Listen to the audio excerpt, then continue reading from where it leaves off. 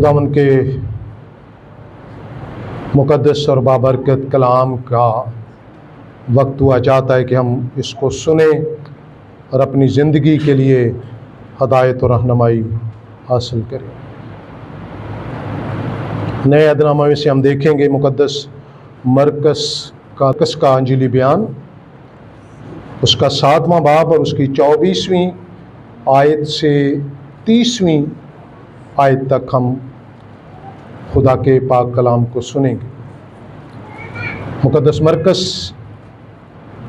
का अंजीली बयान 7वां बाब और उसकी 24वीं आयत से 30वीं आयत तक हम खुदा के ज़िंदा पाक कलाम से सुनेंगे। कलाम मुक़द्दस में इस तरह से लिखा है, फिर वो वहां से उठकर सूर और सैदा की सरहदों में गया और वहां एक घर में दाखिल हुआ और ना चाहता था कि कोई जाने, मगर पोशीदा ना रह सका, बल्कि फिलफौर एक औरत जिसकी छोटी बेटी में नापाक रूह थी उसकी खबर सुनकर आई और उसके कदमों पर गिरी। ये औरत यूनानी थी और कौम की सूरफनी की। उसने उससे दरख्वास्त की कि बदरू को उसकी बेटी में से निकाले। उसने उससे कहा, पहले लड़कों को सैर होने दे, क्योंकि लड़कों की रोटी लेकर कुत्तों को डाल देना अच्छा नहीं। उसने जवाब में कहा, हाँ खुदावंद, कुत्ते भी मेज के तले लड़कों की रोटी के टुकड़ों में से खाते हैं। उसने उससे कहा, इस कलाम की खातिर जा, बदरू तेरी बेटी से निकल गई है। और उसने अपने घर में जाकर देखा कि लड़की पलंग पर पड़ी है और बदरू निकल गई है। पाक कलाम के पढ़े और सुने जाने पर खुदा की बरकत हो, खुदा का शुक्र हो। आइए अपने सर अपनी ज़िंदा खुदा के कदमों में झुकाएं और इस कलाम के लिए जो खुदा ने आज हमें दिया है अपने दिलों को तैयार करें, ताकि इस कलाम की बरकत हमें हासिल हो। सो आंखें बंद करें, अपने सरों को झुकाएं। खुदाए बुजुर्ग बरतर, हम तेरी शुक्रगुजारी करते हैं तेरे जिंदा कलाम के लिए जो हमारे कदमों के लिए चिराग है और हमारी राह के लिए रोशनी है। इस कलाम पर तेरी बरकत मांगते हैं और तेरा खादम अपने लिए पाक रूह की मामूरी मांगता है, ताकि तेरे कलाम के ये भेद, तेरे कलाम की ये सच्चाइयां तेरे पाक रूह के वसीला से समझ और जान सकूं। मुझ में कोई खूबी और लियाकत नहीं खुदावंद, तू ही अपनी हिकमत और दानाई बख्श, ताकि तेरे कलाम के भेद, तेरी बख्शी हुई हिकमत और तेरे अता किए हुए पाक रूह के वसीला से समझ और जान सकूं। मेरी सारी कमजोरी को अपनी शाजोरी में बदल दे। अपने लोगों को इस वक्त सुनने वाले कान और समझने वाला दिल भी अता कर, कलाम की बरकत अता कर खुदावंद, और इब्लीस का कोई मंसूबा तेरे लोगों के खिलाफ, मेरे खिलाफ कामयाब ना हो। बड़ी बरकत दे, बड़ी बरकत दे खुदावंद। खुदा तेरे बेटे हमारे खुदावंद यीशु अल मसीह के बुजुर्ग और जलाली नाम में, आमीन। खुदा बाप और बेटे और पाक रूह के नाम में, आमीन।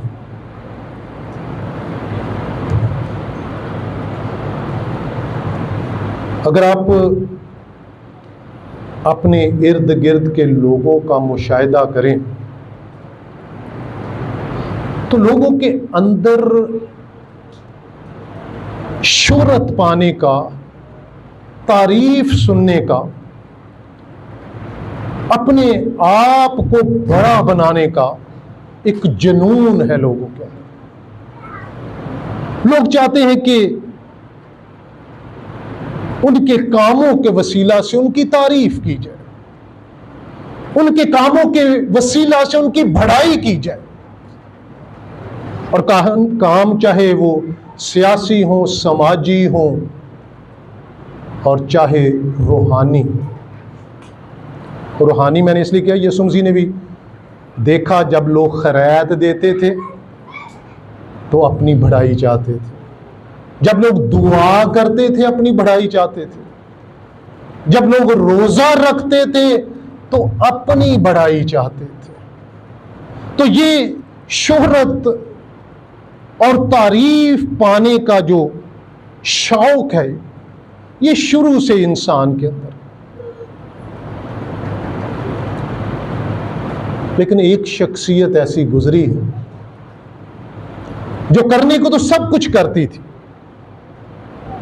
लेकिन कभी उसने अपनी तारीफ नहीं चाही, कभी अपने आप को बड़ा बनाने की कोशिश नहीं की, कभी यीशु मसीह ने शोहरत पाने की कोशिश नहीं की, क्योंकि उसको यह पसंद नहीं था। बड़ा बनना, अपने आप को ऊंचा बनाना, ये इब्लीस का काम, शुरू से ये काम उसी का है। और वही अपने आप को बड़ा बनाकर वही हमारे अंदर ये बातें डालता है कि हम शोहरत की बुलंदियों को छुएं, बड़े बने। लेकिन हम देखते हैं यीशु मसीह को, जिसके हम पैरोकार हैं, जिसका नमूना हमें अपनी जिंदगी में रखना चाहिए, उसका किरदार कैसा है। वो एक ऐसे इलाके में पहुंचा है जिसका नाम सूर और सैदा है।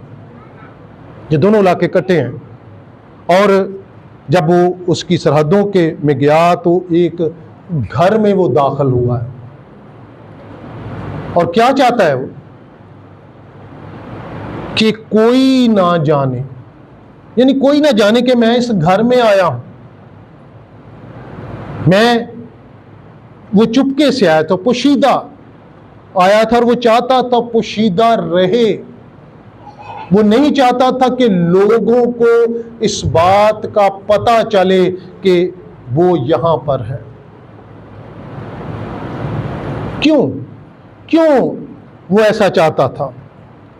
क्योंकि वो गैर अक़वाम, यानी सूर और सैदा गैर अक़वाम का इलाका है, और वो उन पर ज़ाहिर होने को रजामंद नहीं है, क्योंकि समझता है कि चूंकि अहद बनी इसराइल कौम के साथ बांधेगी, वादे बनी इसराइल कौम के साथ किए गए, तो इसलिए जो भी कुछ वो करना चाहता था, वो चाहता था कि कौम बनी इसराइल का उस पर पहला हक है, क्योंकि वो उनमें से था। और इसीलिए जब उसने अपने शागिर्दों को भेजा था दो दो करके, तो उनको क्या कहा था? गैर कौमों के पास ना जाना, बल्कि इस्राएल की खोई हुई भीड़ों को तलाश करना, उनको ढूंढना। क्योंकि वो समझता था कि पहला हक जो है, जो बरकत है खुदा की, सबसे पहला हक जो है वो कौम बनी इसराइल का है, जिसमें से वो आया था। और इसलिए वो नहीं चाहता था कि गैर कौम में इससे पहले इस्तिफादा हासिल करें। लेकिन ना चाहने के बावजूद भी वो अपने आप को छुपा नहीं सका, है ना। अगर चिराग को चिरागदान की बजाय किसी चारपाई के नीचे, किसी मेज के नीचे रख दें, तो उसकी रोशनी फिर सारे कमरे में नहीं आएगी, है ना। लेकिन यीशु कोई चिराग नहीं था, वो आफताबे सदाकत है, और उसकी रोशनी छुप नहीं सकती। उसकी रोशनी नहीं छुप सकती। आप जितना भी चाहे, वो खुद भी ये कोशिश करता, लेकिन वो छुप नहीं सकता था। वो आफताबे सदाकत है और उसकी रोशनी की किरणें चारों तरफ फैलती थी, वो छुप नहीं सकती थी। और इसलिए हम देखते हैं कि फिलफौर एक औरत को पता चल गया। फिलफौर का मतलब क्या है? फौरन, उसी वक्त एक औरत को पता चल गया कि यस्सु अल मसीह जो है, दुनिया का नजात दहिंदा जो है, शाफी जो है, बदरूहों को निकालने वाला जो है, रोगों से चंगा करने वाला, जब वो तो यहां पर है। यानी वो अपने आप को पोशीदा नहीं रख सका, उसे फौरन पता चल गया उस औरत को, और इसलिए वो आई और उसके कदमों में गिर पड़ी। किस कदर आजिज़ी है, किस कदर हलीमी है उसके अंदर। बेशक वो यीशु मसीह को बतौर निजात दहिंदा नहीं जानती, जिस तरह इस्राएली कौम के लिए हुआ है उस तरह नहीं वो जानती, लेकिन वो ये जानती है, उसका ईमान है, या किसी तरह उसने सुना है कि यही वो शख्सियत है जो उसके सारे दुख को दूर कर सकता है, उसकी परेशानी को दूर कर सकता है। और उसकी परेशानी क्या है भला? उसकी बेटी में बदबू है, और ये परेशानी उसके लिए बहुत बड़ी है, बहुत बड़ी। और इसलिए आते ही वो यस्सु के कदमों में गिर गई। और फिर बताया गया कि ये औरत यूनानी है, सूरफनीकी है, और उसने दरख्वास्त की है खुदामद यीशु मसीह से। हालांकि खुदामद उसकी ऐसे लगता है कि मदद करने के लिए तैयार नहीं है, हवाले से ऐसे ही हमें लगता है।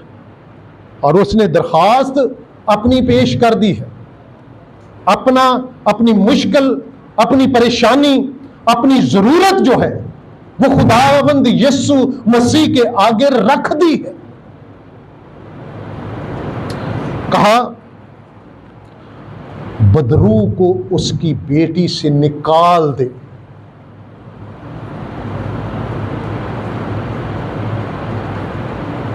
मेरी जो बेटी है, छोटी बेटी है, और बदरू उसे सताती है, उसे तंग करती है, उसे परेशान करती है। मेरी दरख्वास्त ये है, मेरी मिन्नत ये है, मेरी इल्तजा है कि मेरी बेटी में से इस बदरू को, जो मेरी बेटी को सताती है, निकाल दे। इब्लीस बड़ा ही तेज़ी से काम कर रहा है। मौजूदा हालात में भी अगर आप देखें, मुख्तलिफ तरीक़ों से वो काम करता है। सिर्फ बदरुआ के वसीला से वो हमें परेशान नहीं करता, यही एक उसका तरीका नहीं है। वो हमारे अंदर बुग़्ज़ पैदा करता है, उसकी बदरू हमारे अंदर पैदा करता है, हसद की बदरू हमारे अंदर पैदा करता है, लड़ाई झगड़े की बदरू हमारे अंदर पैदा करता है, नाइत्तफाकी की बदरू हमारे अंदर पैदा करता है। हम इन बदरूओं से थे, इस बदरू से तो शायद छुटकारा पाना चाहते हैं, लेकिन इन बदरूओं से हम छुटकारा नहीं पाते, इसको हम चिमटे ही रहने देना चाहते हैं। दुआ करें अपने लिए, अपनी औलाद के लिए, कि खुदावंद इब्लीस की इन चलाकियों से, इब्लीस की इन मकारियों से, इब्लीस के इन फरेबों से खुदा हमें बचाए, वाकई हमें रहाई दे, इन सारी बदरूहों को हमारे अंदर से निकाले, ताकि खानदानों में इत्तफाक हो, ताकि कलीसिया में इत्तफाक हो, कलीसिया में मेल मिलाप हो। हमें ये दरख्वास्त करनी है अपने खुदावन से, हमें ये इल्तिजा करनी है अपने खुदावन से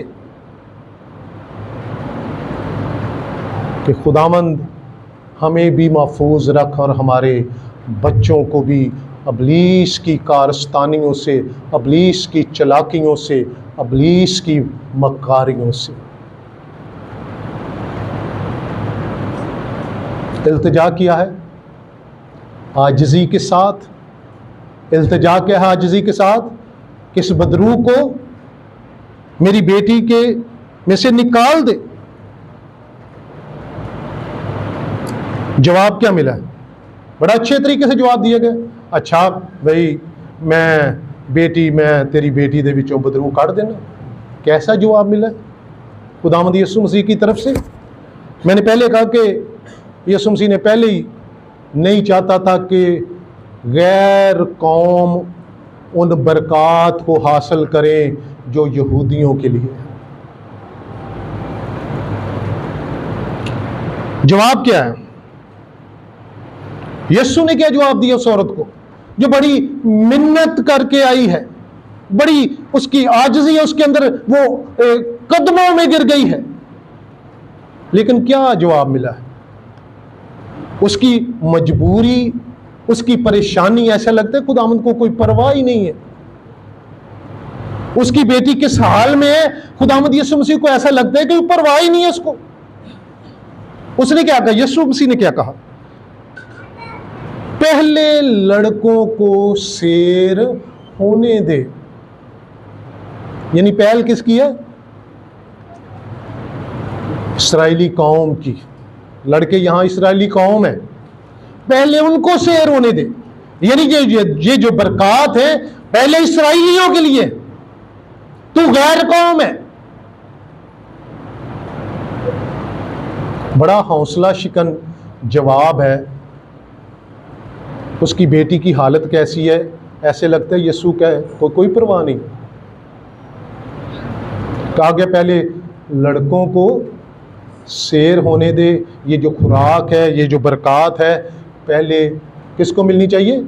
कौम बनी इस्राएल पहले। इसका मतलब है कि गुंजाइश है बाद में। पहल बेशक उनकी है, लेकिन गुंजाइश है बाद में गैर कौमों के लिए भी।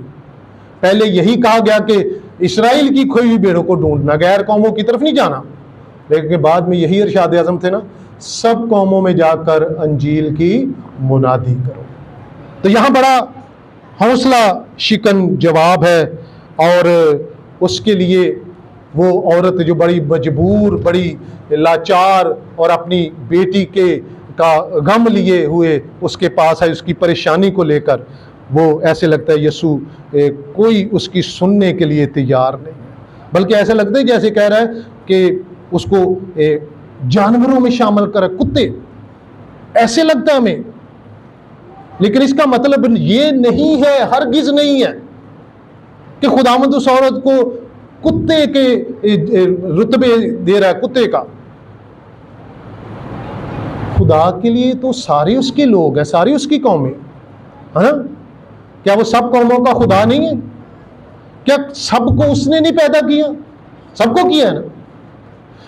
खुदावंद दरअसल कहना चाहते हैं कि सोचो जरा कि अगर बच्चे खा रहे हैं तो उनसे खाना छीन कर क्या कुत्तों को डाला जाता है? ऐसा कभी हुआ है? नहीं ना होता कि आप अपने बच्चों की या अपने खानदान की खुराक आप ना खाएं और कुत्तों को दे दें। नहीं ना होता ऐसा। और यीशु मसीह भी यही कहना चाहते हैं कि पहले हक जो है वो यहूदियों का है, वादे उनसे हैं, अहद उनके साथ हैं, और इसलिए याद रखें कि पहला हक उनका ही है।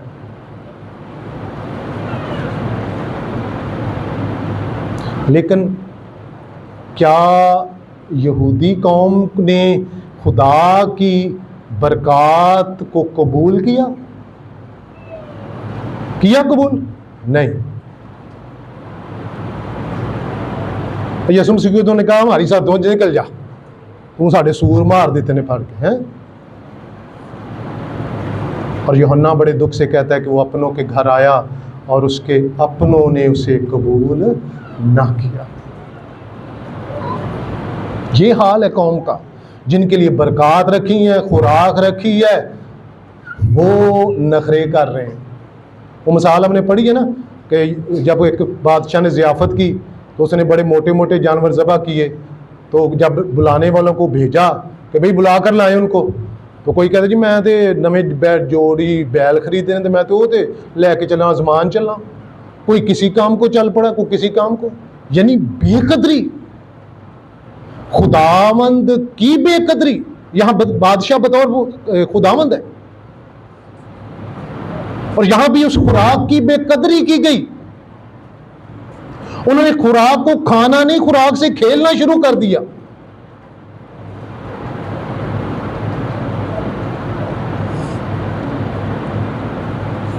उस औरत से कहा गया कि पहले लड़कों को खाने दे, तो उसने कहा कि खुदावंद कुत्ते भी मेज के तले लड़कों की रोटी के टुकड़ों में से खाती हैं। मैं सारा खाना नहीं मांग रही, मैं नवाला भी नहीं मांग रही, है ना? ऐसे ही लग रहा है ना कि ना वो खाना मांग रही है, ना कहती कि इस खाने में से एक नवाला मुझे दे दो। मैं तो वो टुकड़ों की डिमांड कर रही हूं जो मेज से नीचे गिरते हैं। ईमान की बड़ी सख्त आजमाइश है यहां पर उस औरत की, और औरत ने भी अपने आप को इंतहाई पस्त कर दिया है, बहुत नीचे ले आई। ना खाना चाहिए, ना नवाला चाहिए, मैं तो उन टुकड़ों की बात कर रही हूं, उस टुकड़े की जो मेज के तले गिरते हैं।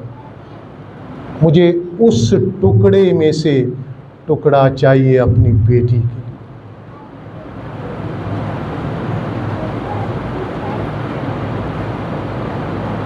और फिर उसकी दरखास्त रद्द नहीं हुई, है ना? ये ईमान की परख थी उसकी। क्या वो इतनी पस्त होती है? ऐसा ईमान अगर आप मत्ती की इंजील में देखें, उसके 15वें बाब में 21-28 में भी ये वाक़या है। तो यीशु मसीह ने कहा था कि मैंने इस्राएल में भी ऐसा ईमान नहीं देखा।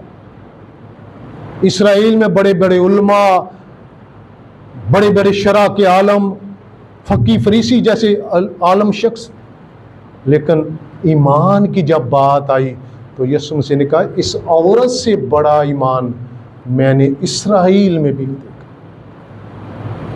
उसकी दरखास्त रद्द नहीं हुई। उस गैर कौम की औरत ने अपने लिए टुकड़ा ले लिया। उसने कहा इसी ईमान की वजह से, जिस ईमान का तूने इजहार किया है, इसी ईमान की वजह से जा, तेरी बेटी ने शिफा पाई। इस कदर मजबूत ईमान कोई दूसरा सवाल नहीं किया कि भी पता नहीं उन बेटी ठीक भी है कि नहीं, कि कहन दे है खुदावंद ठीक है, शिफा पा गई है, बदरू निकल गई है। उसी ईमान में वो चली गई है घर। उसे यकीन था कि यीशु अल मसीह ने जो कुछ फरमा दिया वो हो गया, शक नहीं किया। और शक करने वाला समुद्र की लहर की मानद है, वो डावाडोल ही रहता है। जब आप खुदा के बारे में शक करते हैं तो आप डावाडोल हो जाते हैं, फिर आपका ईमान कामल ईमान नहीं है। उस औरत के ईमान की तारीफ क्यों की गई है? उसने इस कदर पस्ती की हालत में भी अपने ईमान का मजबूत इजहार किया। और जब वो गई है तो लड़की जो है क्या की, पलंग पर पड़ी है। किस हालत में है? मरी पड़ी थी, परेशान थी, तड़प रही थी। कैसी हालत में? आराम से थी,